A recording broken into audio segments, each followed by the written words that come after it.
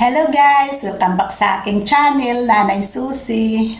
May balak ka bang mag-abroad pero nangangamba ka baka hindi ka makapasa sa medical lalo na sa x-ray?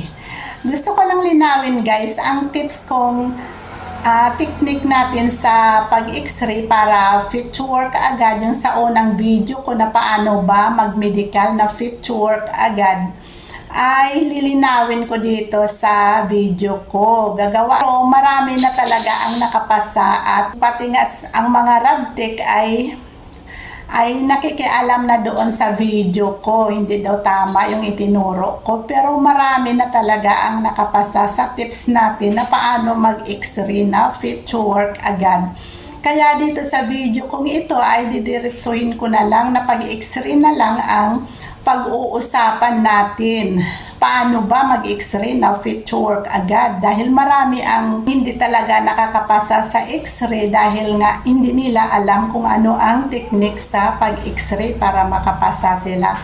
Gusto nilang mag-abroad pero nangangamba sila na hindi sila makakapasa sa x-ray dahil marami talagang napipinding lalo na kapag may ubot sipon ka o may plema ka sa loob o meron kang spot sa baga ay hindi ka talaga makakapasa sa x-ray at pabalik-balik ka sa x-ray center o sa medical center dahil nga sa x-ray. Ganito lang yun guys, ang technique natin sa pag-x-ray ay kapag sinabi ni radtech na huminga ka ng malalim.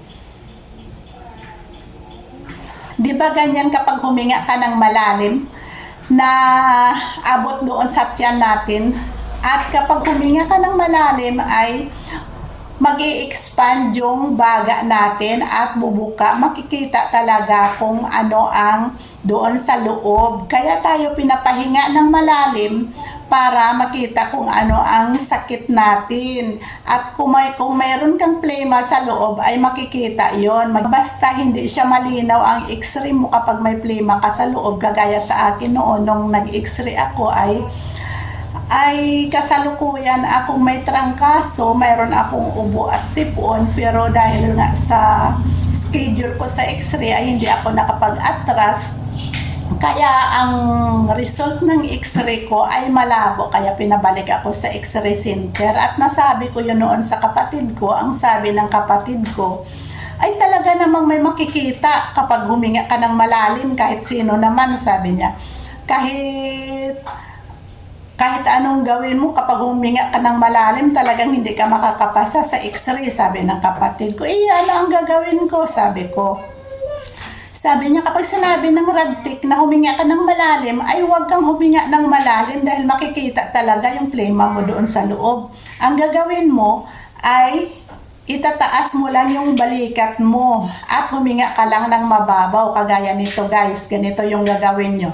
Kapag sinabi ni radtech na huminga ka ng malalim, ang gagawin nyo lang ay itaas nyo lang ang balikat nyo sa hinga ng mababaw. Ganito guys. Pagkatapos, ibaba nyo rin. Para kunwari, huminga kayo ng malalim para clear ang inyong x-ray. Dahil kapag huminga ka ng malalim, ay talagang pababalikin ka sa x-ray center kapag makikita na sakit mo, may makikita na spot sa baga o kaya ang iba naman ay mayroong PTTB daw na wala naman silang sintomas o kaya yung iba, lalo na kapag mayroong trangkaso, ubot sipon sa oras ng kanilang x-ray ay talagang mapipinding ang iyong x-ray. Pabalikin ka sa x-ray center, mapipinding ang result mo sa x-ray at pababalikin ka ulit. Kaya ganito lang guys ang gagawin nyo pag sinabi ni radtech na huminga ng malalim, ganito lang. Iganon nyo lang guys para walang makikita at clear ang inyong x-ray. At ito ay subok ko na ito guys. Ilang taon ako pabalik-balik sa abroad, Qatar, Jordan, Dubai, Hong Kong, ay lagi ako nakakapasa guys sa medical.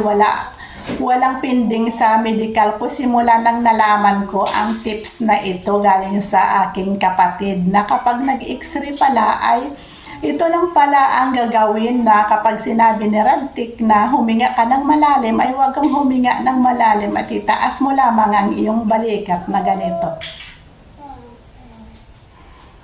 Ganon lang guys, inulit ko lang sa inyo guys para clear dahil nga sa unang video ko ay hindi clear ang pagkakapaliwanag ko doon kaya marami rin ang nagrereklamo na paulit-ulit daw ang sinasabi ko doon dahil hindi nga ako pamarunong noon mag-video kaya yun. Gusto ko lang na i-clear sa inyo ang technique natin sa x-ray para ay fit to work tayo agad. Yan, hindi na tayo mangangamba. At isang tips pa guys, na kapag mayroon kayong result na PTTB o scar sa inyong x-ray, ay magpa-x-ray kayo sa ibang x-ray center dahil at gawin ninyo ang tips natin dahil ang iba naman ay nawawalan na sila ng pag-asa dahil nga pending ang kanilang x-ray, akala nila may sakit na sila, PTTB, scar, pero ang iba naman kapag nagpapa-x-ray sila sa ibang x-ray center ay iba naman ang pagkakabasa ng kanilang x-ray result. Kaya kung minsan ay hindi naman parehas ang pagbasa sa x-ray. Kaya huwag kayong mawalan agad ng pag-asa. Pupunta kayo sa ibang x-ray center at doon kayo mag-x-ray. O sige guys, yan lang ang tips natin ngayong araw na ito. Clear na yan guys na ang tungkol sa x-ray technique natin sa x-ray na magiging fit to work kayo agad. O sige guys, yan lang. Maraming salamat!